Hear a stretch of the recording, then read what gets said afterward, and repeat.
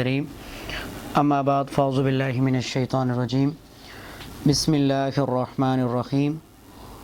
اتل ما اوحی الیک من الکتاب واقم الصلاة ان الصلاة تنہی عن الفحشاء والمنکر ولذکر اللہ اکبر واللہ یعلم ما تصنعون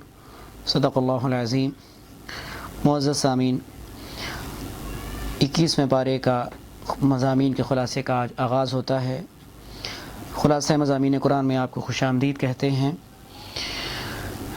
اس پارے کے آغاز میں اللہ تعالیٰ نے نماز کا حکم دیا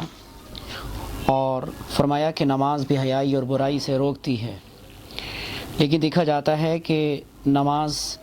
پڑھنے کے باوجود بھی نماز کی بندی کرتے ہیں لوگ، لیکن پھر بھی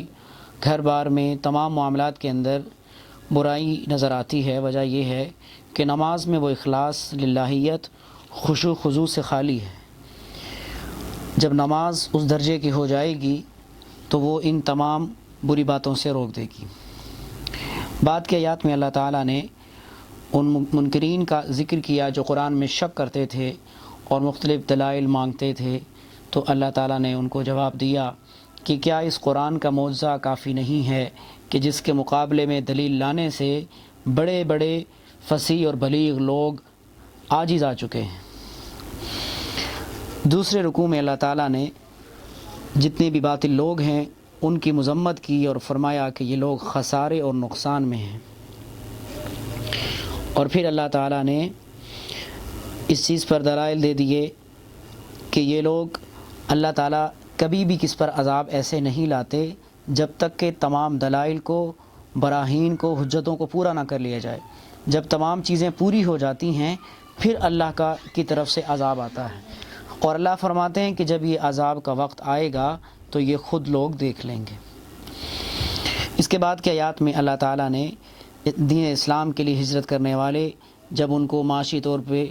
پریشانی کا سامنا کرنا پڑتا ہے، روزگار کے متعلق مشکل ہوتی ہے، تو اللہ تعالیٰ فرماتے ہیں کہ جو اللہ اس طرح سے تمہیں آزمائش کرنے والا ہے ان کو گھبرانے کی ضرورت نہیں ہے۔ اللہ تعالیٰ تمہیں دوبارہ سے رزق میں برکت تمہارے ضرور دے دے گا۔ آخری رکوع میں دنیا کی حقیقت بیان کر دی کہ دنیا کی زندگی کے مقابلے میں آخرت کی زندگی اصل ہے،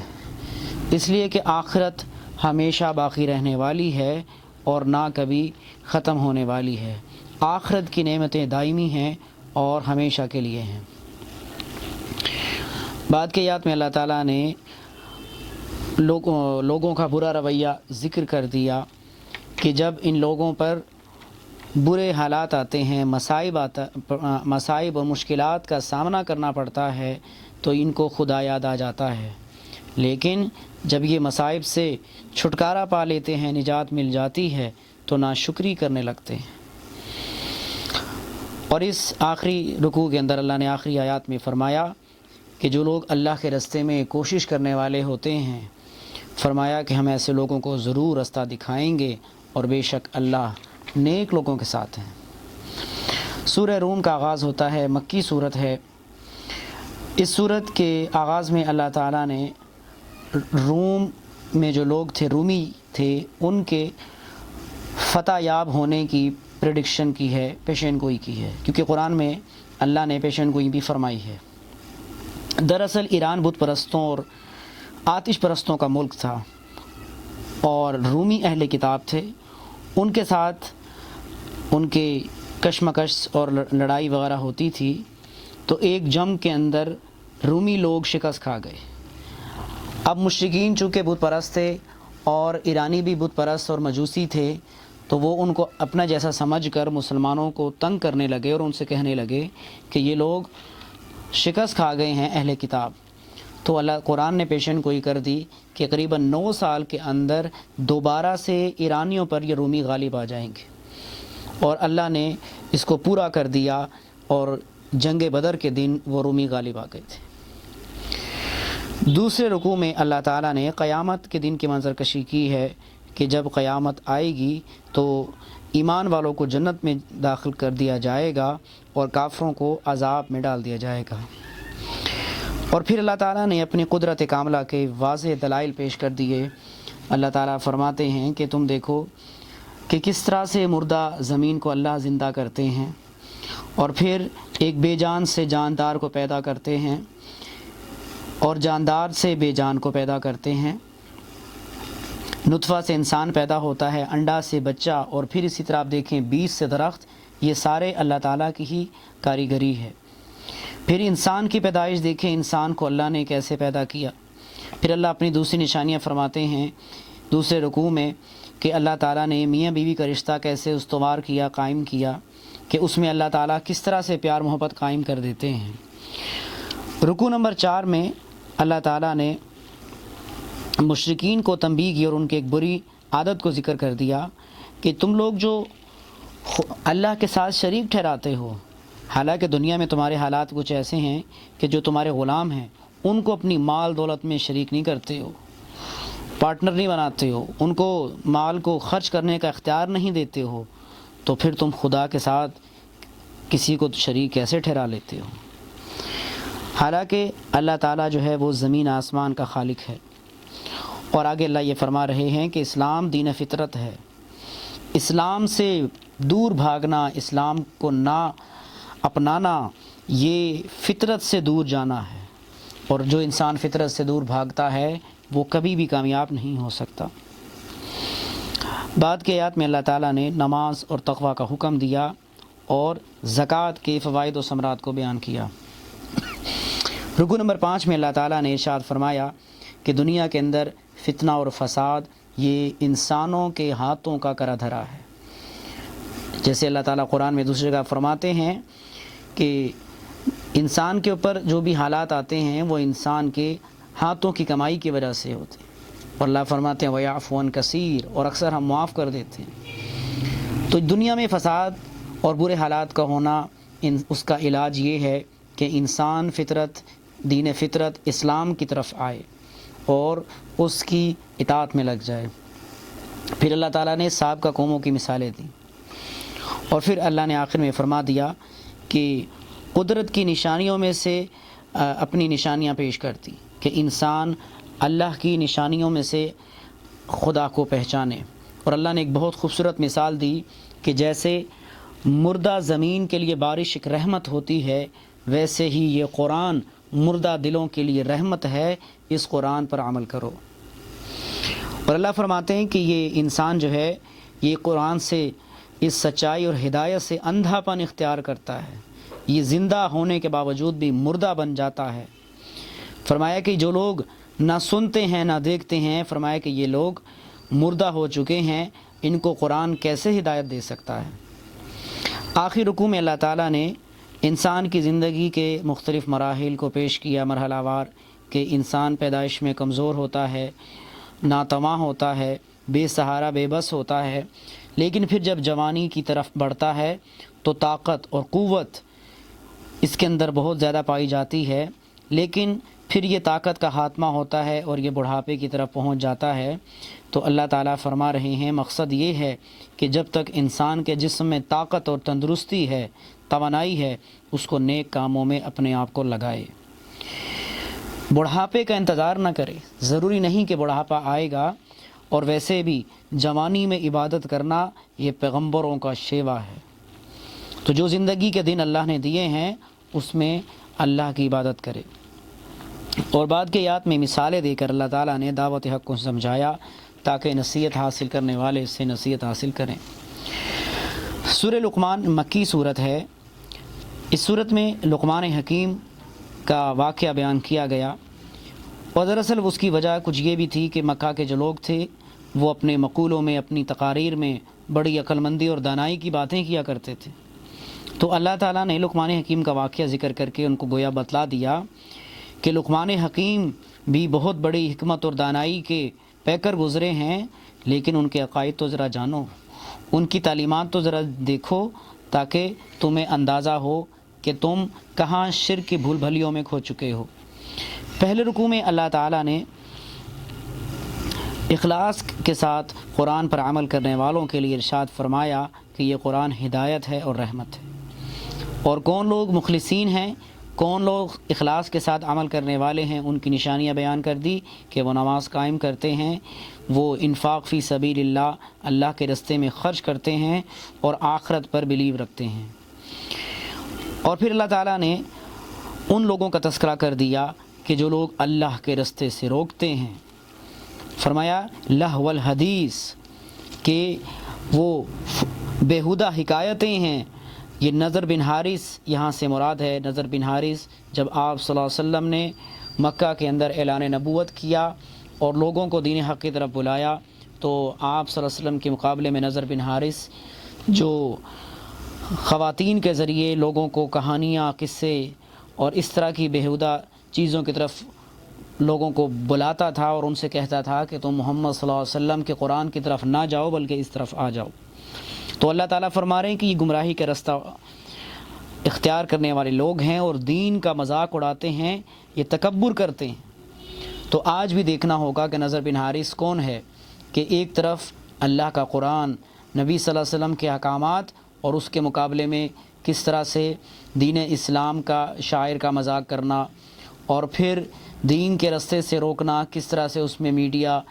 اور کس طرح سے دینی احکامات سے روک رہا ہے۔ اور صرف یہی نہیں، دینی احکامات کا کھلے عام اس کو فلمانا اور اس کے اوپر تمام چیزیں کرنا، یہ نضر بن حارث کا رویہ نہیں تو کیا ہے۔ تو اللہ تعالیٰ فرما رہے ہیں کہ جو لوگ مومن ہیں وہ تو ہر بات کی تصدیق کرتے ہیں، اور جو لوگ کافر ہیں، انکار کرنے والے ہیں، وہ آیات کو سن کر تکبر سے منہ پھیر لیتے ہیں جیسا کہ انہوں نے سنا ہی نہیں، جانتے ہیں سب کچھ لیکن پھر بھی انجان بنے ہوئے۔ تو اس رویے سے توبہ کرنا ضروری ہے۔ بعد کے آیات میں اللہ تعالیٰ نے قدرت کے دلائل پیش کیے کہ دیکھو تمہارے اوپر آسمان، اتنا وسیع و عریض آسمان کیسے بغیر ستون کے پیدا کر دی، پھر اس میں اللہ نے کیسے ستاروں کو گاڑ دیا، پھر اللہ نے سورج، چاند، اور اللہ تعالیٰ فرما رہے ہیں اور کتنے ہی سیارے ہیں، کتنی ہی چیزیں ہیں، کتنی مخلوقات ہیں، انسان اس سے واقف نہیں ہے۔ اللہ فرماتے ہیں کہ ان میں غور و فکر کر کے اللہ پر ایمان لے آؤ۔ دوسرے رکوع میں اللہ تعالیٰ نے لقمان حکیم علیہ السلام کی حکمت و دانائی کی باتیں جو ان کو اللہ نے نوازی تھیں، اور ان کے مواعظ اور ان کے خاص نصیحتیں، بڑی قیمتی اور جامع باتیں جس کا تعلق عقائد سے ہے اور عبادات سے ہے، جو انہوں نے اپنے بیٹے کو نصیحت کی تھی۔ تو ان کی بیٹے کی نصیحت کی گئی جس میں وہ کہتے ہیں کہ لا تشرک باللہ، بیٹا اللہ کے ساتھ شریک نہ ٹھہرانا، یہ شرک بہت بڑا ظلم ہے۔ اور شرک کے بعد دوسرا حکم یہ دیا، شرک سے منع کرنے کے بعد، کہ والدین کے ساتھ اچھا سلوک کرنا، لیکن والدین اگر گناہ کا حکم دیں تو ان کی بات نہ ماننا۔ اور اگلی وصیت میں کہ اگر ذرہ برابر نیکی بھی تم نے دنیا میں کہیں کی ہے یا ذرہ برابر برائی بھی کی ہے تو قیامت میں وہ سامنے پیش کر دی جائے گی۔ تیسری وصیت میں کہا گیا کہ نماز کو مکمل طریقے سے ادا کرنا، اور نیکی کا حکم کرنا اور برائی سے روکنا، اور جو بھی مصیبتیں اور پریشانی آئیں اس کے اوپر صبر و استقامت سے کام لینا۔ چوتھی وصیت میں کہا کہ بیٹا تکبر اور غرور نہ کرنا، کہ اللہ تکبر کرنے والوں کو پسند نہیں کرتے۔ پانچویں وصیت جس میں اخلاقیات کا ذکر ہے کہ اپنی چال میں درمیانہ پر رکھنا، اور بولتے وقت نرم آواز سے بات کرنا، اور اللہ نے فرما دیا کہ بے شک سب سے بری آواز گدھے کی آواز ہے۔ رکوع نمبر 3 اور 4 میں اللہ تعالیٰ نے مشرکین اور کفار کے بارے میں ارشاد فرمایا کہ ان کو جرأت نہیں کہ یہ کائنات کا خالق اللہ کے سوا کسی اور کو بنائیں، اور دراصل یہ اپنے آباء و اجداد، باپ دادا کے دین کی اندھی تقلید کر رہے ہیں، جس کی وجہ سے قرآن کا انکار کر رہے ہیں۔ اللہ فرماتے ہیں کہ تم اللہ کی طرف بڑھو اور اللہ کی اطاعت کے کڑے کو مضبوطی سے تھام لو۔ قدرت کاملہ کے نشانیوں کا دلائل کا تذکرہ کیا جا رہا ہے کہ اللہ کی صفات، اللہ کی نشانیاں یہ بے شمار ہیں، اور اللہ فرماتے ہیں کہ اللہ کی صفات کو لکھنا شروع ہو جائیں تو یہ سمندر، یہ درخت، یہ ختم تو ہو جائیں گے، لیکن اللہ تعالیٰ کی تعریف وہ قلم کے ذریعے لکھی نہیں جا سکتی۔ اس کے بعد دعوت دی جا رہی ہے کہ باطل کا راستہ چھوڑ کر حق کو اختیار کر لو۔ آخر رکوع میں اللہ تعالیٰ نے دوبارہ سے قدرت کی نشانیوں کو تذکرہ کیا، اور خاص طور پر کہ سمندر میں کیسے کشتیاں چلتی ہیں، اور پھر اللہ تعالیٰ نے مشرکین کے ایک برا رویے کو ذکر کیا کہ یہ لوگ جب سمندر کی موجوں میں سفر کرتے تھے، جب اس میں تلاطم آتا تھا اور ڈوبنے کا ڈر ہوتا تھا تو اللہ ہی کو پکارتے تھے اور باہر آنے کے بعد خدا کو بھول جاتے تھے۔ تو معلوم یہ ہوا کہ انسان کو ہر حال میں، چاہے وہ مشکلات میں ہے، غمی میں ہے، پریشانی میں ہے، اللہ کو یاد رکھے، لیکن اچھے حالات آنے کے بعد اللہ کو خیر بات نہ کہہ دے، بلکہ پھر بھی اللہ کے در پہ آتا رہے، پھر بھی وہ نماز اطاعت میں لگا رہے۔ اس کے بعد تقویٰ کی تلقین کی جا رہی ہے، اور قیامت کے دن جب پوچھ گچھ ہونے والی ہے اس سے ڈرایا جا رہا ہے۔ اس صورت کے اختتام پہ اللہ تعالیٰ نے 5 چیزوں کا علم ارشاد فرما دیا کہ وہ اللہ ہی کو ہے۔ پہلا کہ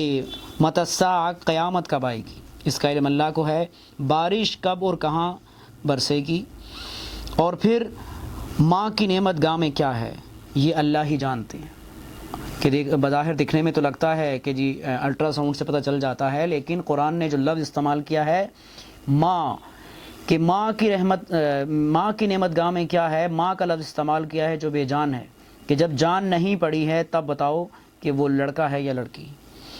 اور پھر فرمایا کہ انسان کل کیا کرے گا، کیا کمائے گا، اللہ تعالیٰ کو ہی اس کی خبر ہے،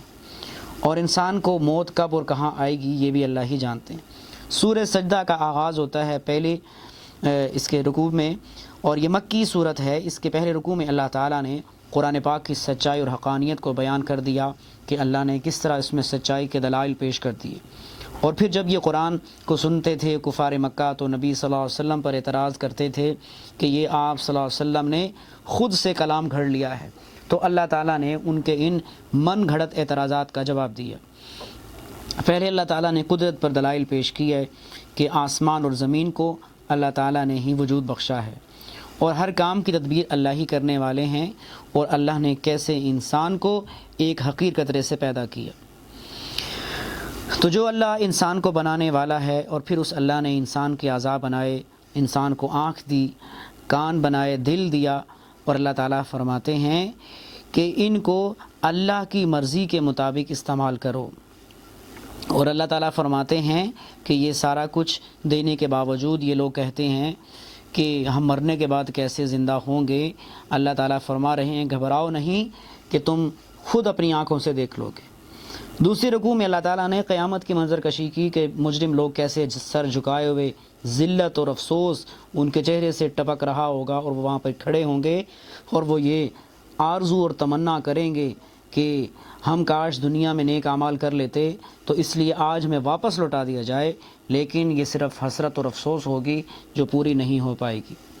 مومنین کا حال بیان کیا گیا جو اللہ کے سامنے جھکے رہتے تھے، اللہ کی اطاعت کرتے تھے، رات کو بستروں سے الگ رہ کے اللہ کی عبادت میں لگے رہتے تھے، اللہ کے عذاب سے ڈرتے تھے اور اس کی رحمت سے پر امید تھے۔ اور جب بھی اللہ کی آیات کی تلاوت کی جاتی تھی ان کی حالت یہ تھی وہ سجدہ ریز ہو جاتے تھے، اللہ کی تسبیح اور تعریف بیان کرتے تھے، تکبر نہیں کرتے تھے۔ اور پھر اللہ تعالیٰ نے اہل جنت اور جہنم کے حالات کو بیان کیا۔ آخر رکوع میں اللہ تعالیٰ نے اس چیز کو ارشاد فرمایا کہ وہ اللہ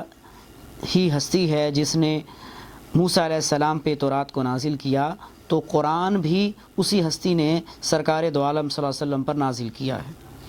اور جو لوگ اس سے منہ پھیرنے والے ہیں اللہ تعالیٰ فرما رہے ہیں ان کو ضرور سزا دی جائے گی۔ اور قیامت کا یہ پوچھتے ہیں کہ قیامت کب آئے گی،